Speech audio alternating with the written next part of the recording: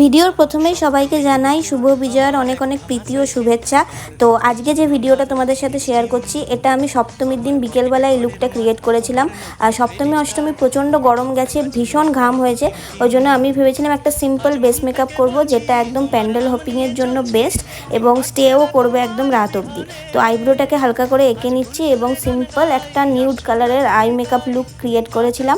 তো যেহেতু আমি অষ্টমীর দিনকে ভেবেছিলাম মোটা করে কাজল করে লুক করব, সেজন্য আমি সপ্তমীর দিনকে আমি লাইনার লুকই করেছিলাম। আর মাস্কারাটা তো মাস্ট, যে কোনো লুকের সাথে এটা করতেই হবে। চুল বেঁধে নিয়েছিলাম কারণ প্রচণ্ড গরম লাগছিলো, সত্যি কথা বলতে কি। নিউড কালারের লিপস্টিকের সাথে এটা আমি লুকটা কমপ্লিট করেছি এবং কি কি অ্যাক্সেসরিজ পরেছি তোমরা সেটা দেখতেই পাচ্ছ।